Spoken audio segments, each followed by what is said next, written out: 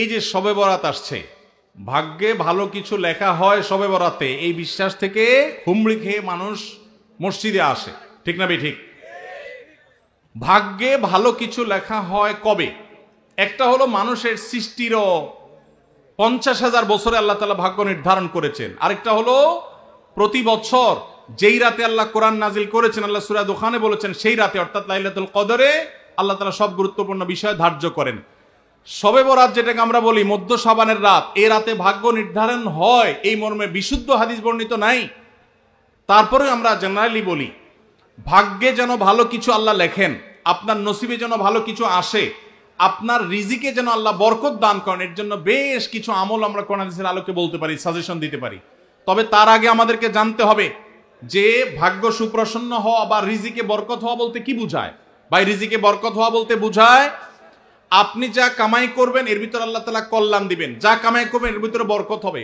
প্রাচুর্য না, অনেক টাকা না, যা হবে এটাতে কি হবে? বরকত হবে। আমরা কি বরকত চাই না সম্পদ বেশি চাই? বরকত চাই।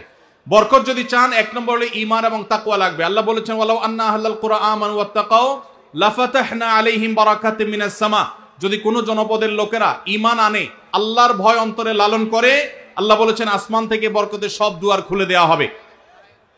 এজন্য ভাই, ঈমান যদি থাকে, তাকওয়া যদি থাকে, গুনাহমুক্ত জীবন গড়ার সংকল্প যদি থাকে, বরকত আসবে জীবনে। নাম্বার 2, ইস্তেগফার বেশি বেশি করলে, আল্লাহ বলেছেন সূরা নূহের মধ্যে যদি কেউ ইস্তেগফার করে, নূহ আলাইহিস সালাম তার জাতিকে বলেছেন ফাকুল তুস্তাগফিরু রাব্বাকুম ইন্নাহু কানা গাফফারা ইউরসিলিস সামাআ আলাইকুম মিদরারা ওয়া ইমদিদুকুম বিআমওয়ালিন ওয়া বানিন ওয়া ইয়াজআল লাকুম জান্নাতিন ওয়া ইয়াজআল লাকুম আনহারা।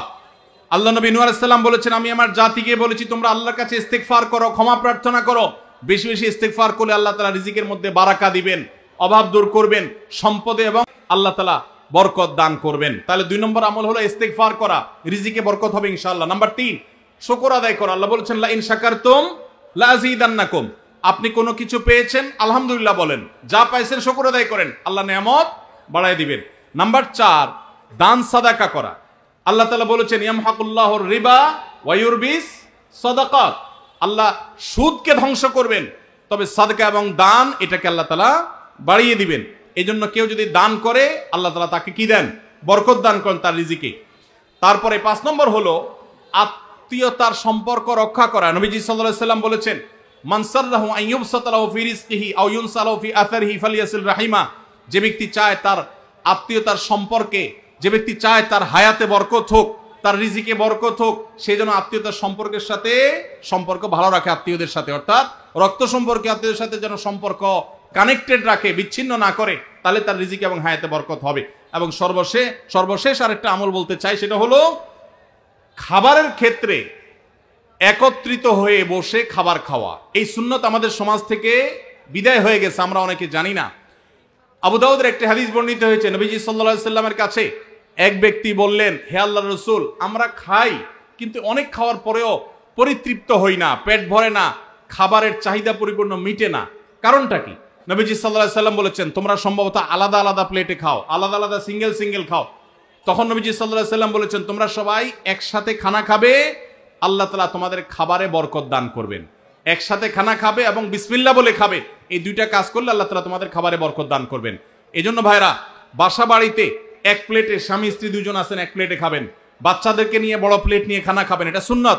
নবীজি সাল্লাল্লাহু আলাইহি সাল্লাম উৎসাহ দিয়েছেন, কিন্তু আমাদের সমাজ থেকে এটা এখন হারিয়ে গেছে, নাই বললে চলে। আমরা সবাই যার যার মতো খানা খাই।